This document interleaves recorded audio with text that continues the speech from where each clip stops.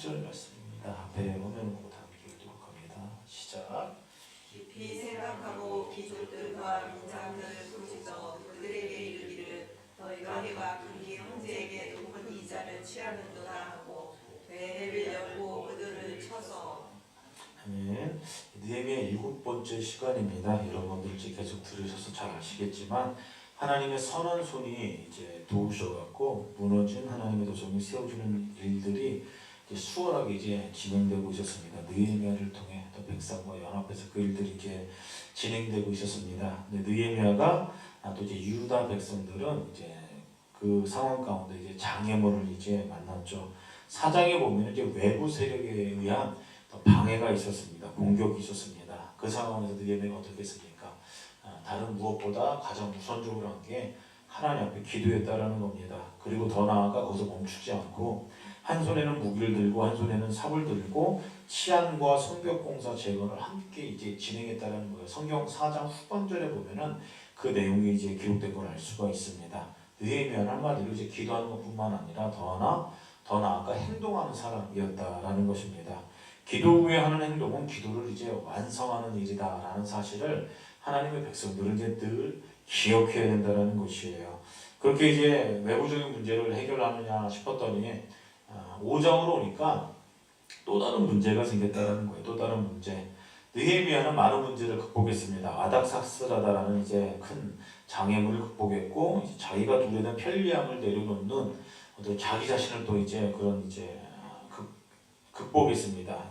편리함을 포기하는 일, 자기 자신이라는 장애물을 극복했고 또 이제 실패감에 이제 지쳐 있는 이제 동족들을 이제 뛰어넘어야 되는 그런 상황이었죠. 이제 그런 것들이 다 하나님의 은혜로 순적하게 진행되는 순간에 사장 가보니까 이제 외부로도 위협이 있었고 그것도 하나님의 은혜로 하나님께 매달리고 기도하고 또 이제 느헤미야가 그 일들을 이제 잘 헤쳐나갔다라는 것이에요. 근데 5장에서 넘어와서 보니까 이 공동체 안에 이제 내부적인 문제 때문에 다시 한번 이제 어려움을 이제 겪게 되는 것을 이제 볼 수 있다라는 것입니다. 이것을 보면서 우리는 이제 늘 기억해야 되는 것은 인간은 이제 늘 연약하다라는 것입니다. 인간은 늘 연약하다라는 것이에요. 마가복음 6장 31절에 보면요, 예수님께서 보리떡 5개와 물고기 2마리로 5,000명을 먹이신 사건이 기록되어 있습니다. 제자들이 예수님의 말씀에 순종했더니 이제 불가능한 일들이 장정만 5,000명을 먹이고 이제 12바구니가 남는 어떤 기적을 이제 경험했다라는 것이에요. 여러분, 제자들이 그것을 경험하고 그 모습을 보면서 굉장히 이제 흥분했다라는 것입니다. 그리고 예수님에 대한 확신이 이제 가득 차 있었죠. 야, 저분 진짜다. 저분이라면은 나라를 해방시킬 것이다 하면서 이제 흥분했다라는 것입니다. 그리고 그 이후에 성경에 보면 어떠한 사건도 이제 같이 기록되어 있습니다. 어떤 사건이냐면은 제자들이 예수님의 말씀을 따라 배를 탄 사건이 기록되어 있어요. 건너편으로 건너가는데 이런 성경을 보시면 아시겠지만은 뭘 만납니까? 강풍을 만납니다. 강풍을 만나요. 기적이 경험되어서 굉장히 흥분된 제자들이 지금 예수님께서 말씀하셨어요. 배 타자고 강 건너가자고. 그런데 이제 배를 타고 가는 도중에 강풍을 만났다는 겁니다. 문제가 생긴 것이죠. 지금 이제 강풍을 만난 이 상황을 직면하는 것도 굉장히 지금 어려운데 제자들 마음 가운데 어려운 게 뭐냐면은 누가 말해서 그 강을 건너는 거예요. 예수께서 말씀하셨죠. 근데 그런 어려움이 생기니까 혼란스러운 겁니다.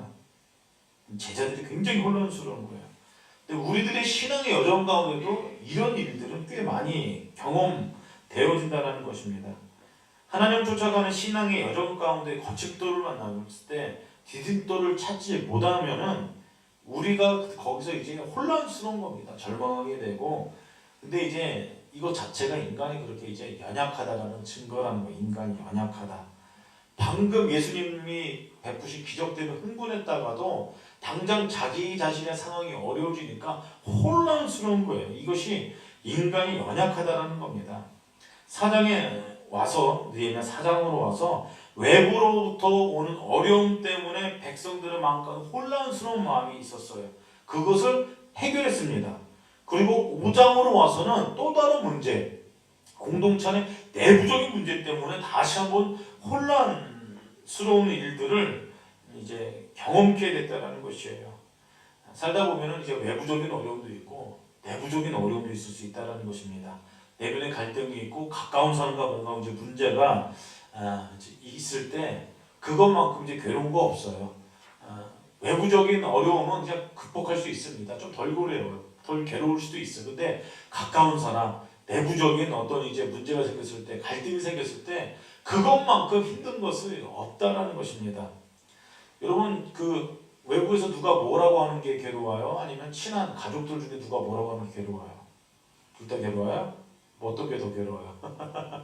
잘 모르는 사람이 뭐라고 나에 대해서 뭐 비난하고 뭐라고 들으면은 그냥 넘어가면 되는 문제입니다. 뭘 알고 저런 소리 하나. 그냥 그렇게 그냥 넘어가면 되는데 가까운 사람이 뭐라고 하면은 그것만큼 이제 속상하고 괴로운 일은 없다라는 것이에요.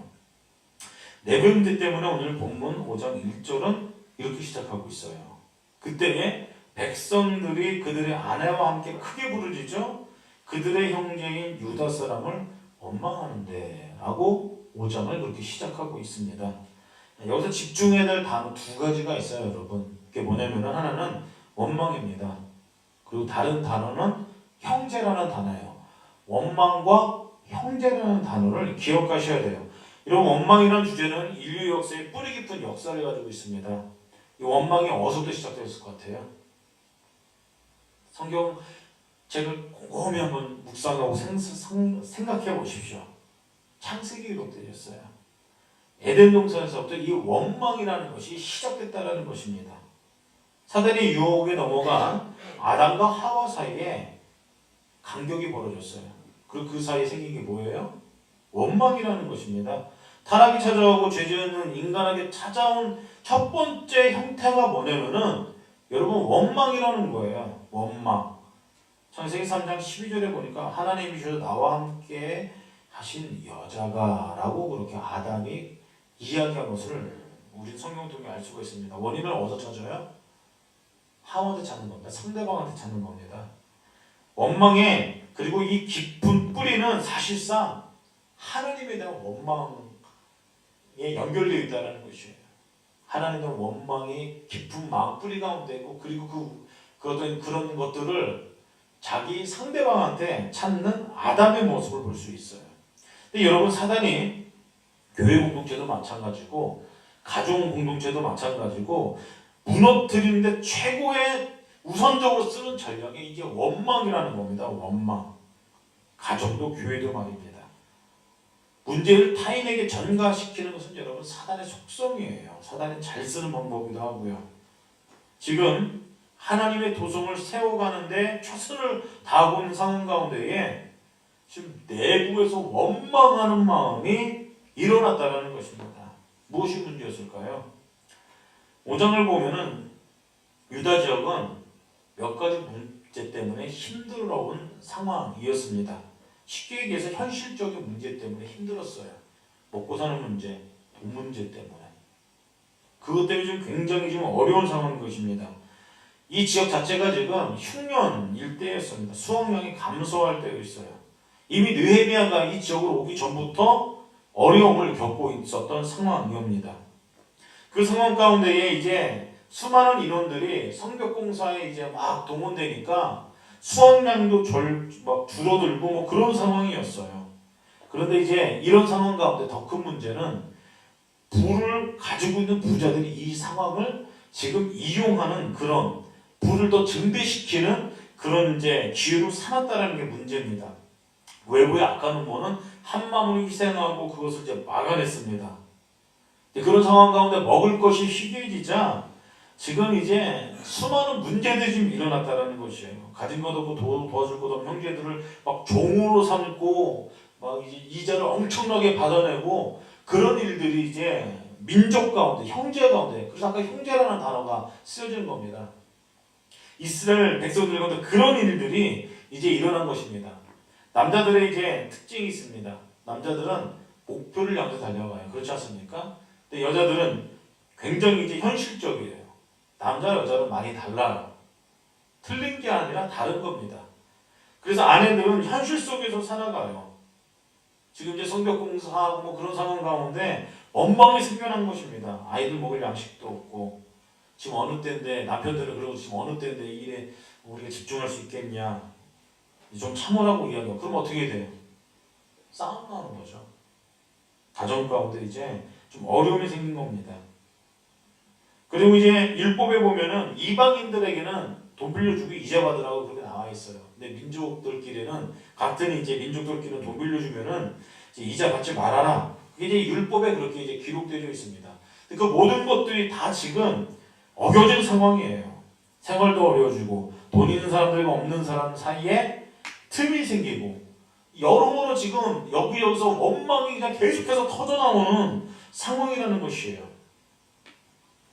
돈 빌려준 대신 이자를 내거나 이제 더장 잡혀라고 하고 집까지 이제 저장 잡히고 이자 올면서 사람들까지 이제 빌리는 상황 가운데 또 그것을 해결하지 못하니까 자녀들이 막 종도로 좀 팔려가고 그런 이제 일들이 성경에 기록되어 있다는 것입니다. 느헤미야가 이 문제를 봤습니다. 그 문제를 해결했어요. 느헤미야 안에 이 문제를 해결하는 그런 영성이 있었다라는 사실을 우린 성경을 통해서 또한 발견할 수 있다는 것입니다. 어떻게 해결했을까요? 느헤미야는 이것을 하나님의 말씀으로 다시 돌아가야겠다라는 그런 기회로 삼았다라는 것입니다. 느헤미야는 이 일들을 통해서 이건 위기가 아니라 하나님의 말씀으로 돌아가기 위한 기회다. 하나님을 경유하는 것과 하나님의 법칙이 바로 설 수 있는 그 기회다라고 생각을 했다는 것입니다. 느헤미야가 지적을 했어요. 뭘 지적했냐면은 하나님의 백성들이 하나님의 말씀의 기준이 없이 살았다는 것을 명확하게 알려줬다는 것입니다. 본문을 보면은 여러분 느헤미야가 분노를 합니다. 누구를 향한 분노입니까? 원인을 제공한 부류가 누구예요? 이방인들이에요? 외부에서 이제 외부세력들이 공격하는 사람들이니까 아니에요. 유다 백성들 중에 힘 있는 사람들이 그랬다는 것이에요. 그리고 잠깐 멈춰서죠.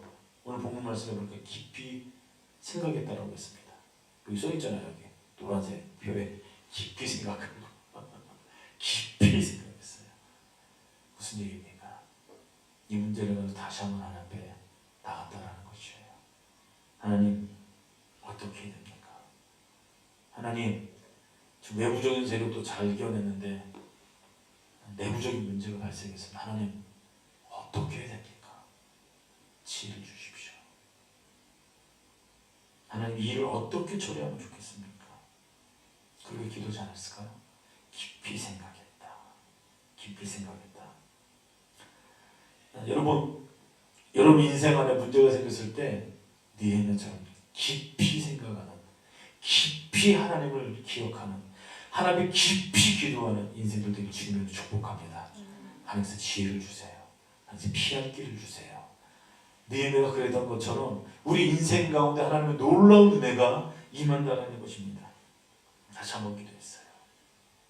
그리고 집회를 시작합니다.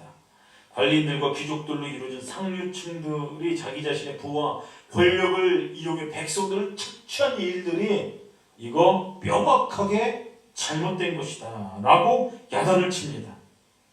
그리고 느헤미야가 해결책을 이야기해요. 다 돌려줘라. 담보로 잡은 집과 밭과 포도원과 감난원과 그 모든 것을 다 돌려주고 이자도 돌려줘라. 그리고 이것을 감정적으로 얘기한 게 아니라 말씀의 근거에서 백성들에게 이야기를 했다는 것입니다. 출애굽기, 레위, 신명기의 말씀을 보면 가난을 빚기로 고리대금을 취하는 것을 금지하고 있습니다. 그리고 채무자의 자녀들을 종신토로 노예 삼는 것 또한 금지하고 있다는 것이에요. 성경 전체에 기록된 정신은 뭐냐면 가난한 사람이 이제 외면하지 말라는 것입니다. 함께 먹고 더불어 살아라. 이것이 성경에서 말하는 정신이라는 것입니다. 이게 구약의 정신이에요. 구약의 정신. 그리고 이 구약의 정신은 신약에도 드러나고 있습니다. 신약에도 나타나고 있어요. 어디서 나타나냐면은 많은 부분에도 이제 드러나지만은 특히 고린도전서에 보면은 성만찬에 관한 내용을 보더라도 이것을 우리가 이 내용들을 접할 수 있다는 것입니다. 11장 후반절 말씀에 보면은 고린도 교회는 먹고 마시는 문제를 제대로 하지 못한다라고 그렇게 기록하고 있어요. 먹고 마시는 문제가 뭔가 문제가 있다는 것입니다. 그리고 성경에 보면 부제를 보면 뭐라고 표기되어 있냐면은 성만찬의 제정이라고 그렇게 이제 표기되어 있습니다. 여러분들 이제 좀 생각을 해보셔야 돼요. 이제 과연 먹고 마시는 문제와 성만찬까지 이게 뭐가 연관이 있길래 성경책에서 이렇게 기록이 됐나, 그런 궁금증이 있으셔야 된다라는 것입니다. 여러분, 성만찬을 제가 가끔 가다가 이제 말씀드리는데, 여러분 성만찬 하면은 뭐가 생각나세요? 이제 떡을 이제 전병 같은 거 조그만 카스테라는 교회도 있고, 조그맣게 딱딱한 전병 같은 거 하는 교회도 있는데, 이제 그렇게 하고 포도즙이나 줄을 이제 약식으로 이렇게 나누고 예수님의 이제 죽으심을 묵상하고 이제 기도하고, 뭐 대부분 이제 그렇게 이제 성만찬이 거행되잖아요. 그런데 초대교회 성만찬의 모습은 이제 약간 달랐다라는 것입니다.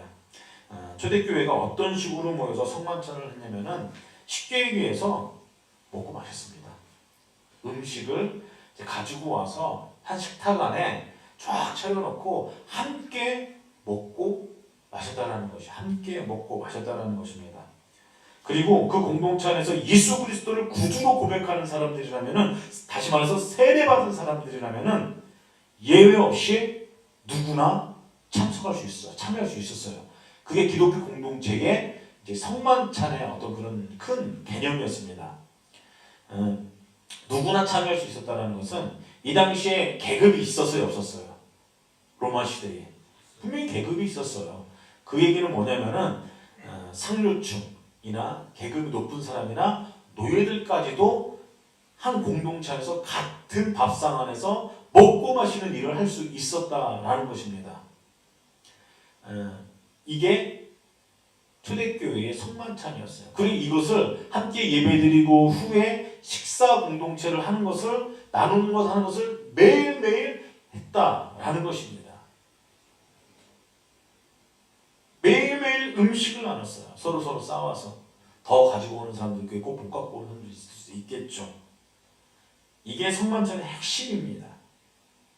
그리고 고린도서 11장 26절에 보면 너희가 이 떡을 먹으며 이 잔을 마실 때마다 주의 죽으심을 그가 오실 때까지 전하는 것이다 라고 그렇게 기록되어 있어요. 무슨 얘기입니까? 이 먹고 마시는 것을 예수님 오시는 그날까지 너희가 계속해라. 계속해라. 이게 성만찬의 핵심입니다. 그런데 먹고 마시는 문제가 제대로 되지 않았다는 것을 성경에서는 사도 바울은 그것을 지적하고 있다는 것이에요.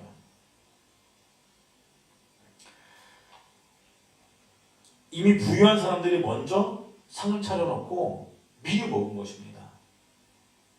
그리고 이제 가난한 사람들이 이제 나중에 참여되고 어떤 먹고 마시는 문제가 지금 이게 문제가 생겼다는 것이에요. 지금 성경은 어떻게 보면 이게 생존의 여부를 같이 해라, 뭐 그렇게 지금 이야기하고 있는 것인데, 먼저 부유한 사람들이 그것을 어겨버리고 문제를 만들었다는 것입니다. 근데 이 문제가 해결되지 않으면은, 제대로 된 성만찬이 되지 않으면은 너희는 진짜 공동체가, 진정한 교회 공동체가 될 수 없다라고 지금 사도 바울은 이야기하고 있다는 것이에요. 초대교회 고린도 교회는 이것을 여러분 엄청난 환대를 통해서 경험했다는 것입니다.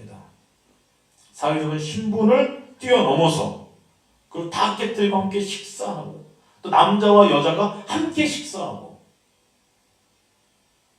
구별도 없었어요. 밖에서는 구별이 있을 수 있겠죠. 남자 여자도 차이가 있고 계급에도 차이가 있고, 근데 교회 공동체는 그것을 다 무시하고 다 깨뜨려버리고 함께 음식을 나눴다는 것입니다. 11장 21절 고린도전서 이렇게 나와 있어요. 이는 먹을 때 각기 자기의 만찬을 먼저 갖다 먹으러 어떤 사람은 희장하고 어떤 사람은 취함이라, 그렇게 기록하고 있습니다. 성만찬 하는 먹고 마시는 그런 상황과 함께 해야 되는데, 누구는 먹고 배부르고 취하고 누구는 배고프고, 즉 그런 문제가 고린도 교회 공동체 안에 있었다는 것이에요. 11장 30절에 또 이렇게 기록되어 있어요. 그러므로 너희 중에 약한 자와 병든 자가 많고 잠든 자도 적지 아니하니 너희 공동체 안에 약한 자와 병든 자 시름시름 앓고 있어 병든 자가 많다. 뭐 그런 얘기 아닙니까? 그런 것을 얘기하면서 사도 바울이 이야기하는 것이에요. 너희가 먹고 마실 집이 없느냐? 너희가 하나님의 교회를 없이 여기고 빈궁한 자를 부끄럽게 하느냐? 내가 너에게 무슨 말을 하랴? 너희를 칭찬하랴? 이것으로 칭찬하지 않노라 라고 그렇게 사도 바울이 크게 지금 꾸짖고 있는 것을 우리는 고린도전서 11장을 통해 발견할 수 있다라는 것입니다. 그리고 11장 29절에 보면 이렇게 결론 짓고 있습니다. 주의 몸을 분별하지 못하고 먹고 마시는 자는 자기의 죄를 먹고 마시는 것이다 라고 그렇게 이야기하고 있다는 것이에요. 단순히 그냥 불쌍한 사람들을 빈궁하게 만드는 것이 아니라 그래서 영적으로 주님의 몸을 분별하지 않는 것이다. 예수님을 생각하지 않는 것이다. 그 죄야. 교회 공동체를 분별하지 않는 것, 생각하지 않는 것, 그거 죄야. 지금 사도 바울은 강하게 그렇게 이야기하고 있다는 것입니다. 이게 구약에서도 그렇고 신약에 나타난 하나님의 그 정신의 어떤 그런 부분이라는 것이에요. 여러분 지금 느헤미야도 지금 그런 상황 가운데에 율법을 근거로 해서 가난한 사람들과 함께 살아라. 그들을 도와주어라. 이자를 받지 말아라. 착취하지 말아라. 이 일들은 모두 다 하나님을 경외하는 일이다. 9절에 그렇게 이야기하고 있습니다. 지금 느헤미야가 문제를 어떻게 해결해 나갑니까? 하나님의 말씀에 조명해서 하나씩 지금 해결해 나가고 있는 것이에요. 성벽을 재건한 것에 시작해서 공동체 무너진 모습 들고 지금 느헤미야가 재건하고 있는 것입니다. 성벽을 재건하는 동시에 지금 상황이 말씀을 떠난 백성들을 지금 새롭게 하고 있는 그런 상황이라는 것이에요. 말씀을 통해서 잘못된 부분을 드러나게 한 거예요. 그것을 고치는 장면입니다. 하나님의 백성답게 살라고 느헤미야는 지금 그렇게 이야기하고 있어요. 히브리서 4장 12절의 말씀이 그렇게 기록되어 있습니다. 하나님의 말씀은 살아있고 활력이 있어 좌우의 날이 선 검보다도 예리하여 혼과 영과 및 관절과 골수를 찔러 쪼개기까지 하며 또 마음의 생각과 뜻을 판단하나니 라고 이렇게 말씀하고 있어요. 지금 기준이 없는 유다 백성들, 이스라엘 백성들에게 선명한 하나님의 기준을 내려주고 있는 것이에요. 하나님의 말씀의 기준을 가지고 이야기하는 사람들은 여러분 어떤 특징이 있냐면 그 말에 영적인 권위가 생긴다는 것입니다. 영적인 권위가 생겨요. 지금 느헤미야가 하는 말은 지금 굉장히 불편한 진리를 이야기하는 것이에요. 근데 보십시오. 말씀을 기준으로 이야기를 하니까 상류층의 사람들이 그것을 받아들입니다. 안 받아들일 수 있는 건 아니겠습니까? 당신이 뭔데? 그런데 하나님의 말씀의 기준으로 지금 잣대를 대고 기준을 내려주니까 기준이 없는 백성들이 그것을 듣고 아 이것이 하나님의 말씀이구나. 내가 잃어버려도 하나님의 말씀이구나. 이것이 하나님을 경외하는 방법이구나. 깨닫습니다. 더 나아가 느헤미야 또한 내가 마땅히 받아야 될 그런 부분을 내가 받지 않겠다. 왜 손님도 온다. 지금 나와 함께하는 같이 밥 먹는 식구들이 150명이나 있다. 매일같이 난 이렇게 대접을 한다 그들을. 그런데 이 모든 것을 너희가 해줘야 되는 마땅한 난 그것을 받지 않겠다. 성경은 그렇게 나와 있어요. 막대한 재정이 들어가는데 백성들에게 부담 주고 싶지 않은 것이에요. 하나님의 기준을 말하면서도 자기 해야 될 일을 지금 해 나가고 있는 것입니다. 그 이야기를 듣고 사람들이 반응하기 시작해요. 느헤미야를 따르기 시작합니다.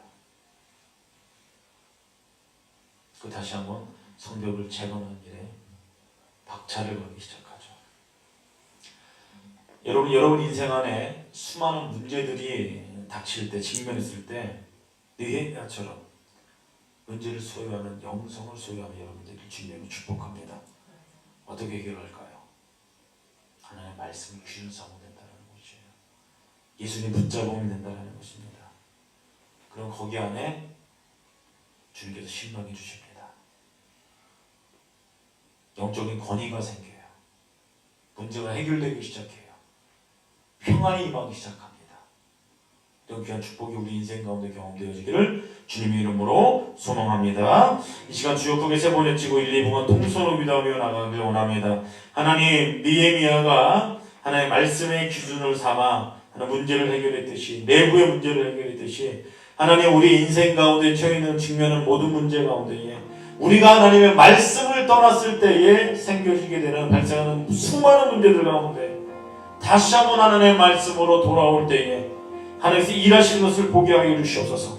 우리가 하나님의 말씀을 기준 삼고 선포하고 선언하기 시작할 때에 하나님 나의 입술을 통해 영적인 권위가 임하게 하여 주시옵소서. 하나님의 영적인 권위가 임하기 시작할 때 우리 가정이 회복되기 시작하고 내 주변이 하나님 품으로 돌아오게 되는 귀한 놀라운 일들의 역사들이 하나님 경험케 되게 하여 주시옵소서. 1, 2분간 통성으로 주여 크게 세 번 외치고 기도하며 나갑니다. 주여!